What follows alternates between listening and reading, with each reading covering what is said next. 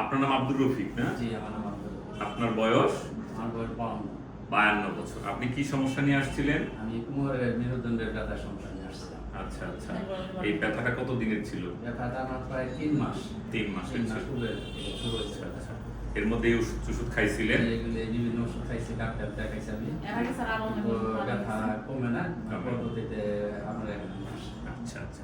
আপনার এই এমআরআই তে আপনার একটা রোগ আছে, সেটা হলো আপনার এই যে ডিসটা প্রলাপস আছে, হ্যাঁ? জি। এবং এই জন্য আপনাকে আমরা একটা এপিডুরাল ইনজেকশন দিয়েছি, হ্যাঁ? জি জি। তো এপিডুরাল ইনজেকশন দেওয়ার পরে আপনি কেমন আছেন? এপিডুরাল ইনজেকশন দেওয়ার টাইম মোটামুটি এখন সুস্থ আছে। আপনি মানে উঠতে পারতাম না, বসতে পারতাম না। আলহামদুলিল্লাহ। এই ইনজেকশনটা দেওয়ার পরে পুরো আমি আস্তে আস্তে মোটামুটি মানে পরের দিন থেকে যেদিন যা হয়েছে সেদিন মানে আধা ঘন্টা 1 ঘন্টা পরে মোটামুটি ব্যথাটা আমার 50% করছে। পরের দিন সকালবেলা মনে হয় আমি পরিপূর্ণ সুস্থতার মধ্যে। আলহামদুলিল্লাহ, আপনাকে অভিনন্দন। আল্লাহ আপনাকে আরো সুস্থতা দান করুক। আসলে এই এপিডুরাল ইনজেকশনের মাধ্যমে আমরা চিকিৎসা করে থাকি এবং আসলে এই পিএলআইডি রোগটা এমন সমস্যা যে এটা নিয়ে বিশ্বব্যাপী নানান গবেষণা চলছে।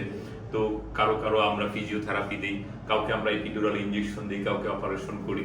তো ওনার ক্ষেত্রে দেখেন পূর্ণ দেখা যাচ্ছে 4-5 লেভেলে একটা ডিস্ক অনেক বেশি চাপ দিয়ে আছে। তো আমরা এপিডুরাল ইনজেকশন পুশ করেছি এবং করার পরে কিন্তু আল্লাহর রহমতে উন্নতি হয়েছে। তো আশা করি এই সমস্ত চিকিৎসায় রোগীরা আরো সফল হবে। আমাদের গবেষণা আমরা চালাবো যাতে ভবিষ্যতে রোগীদের আরো উপকৃত হয়। ধন্যবাদ সবাইকে।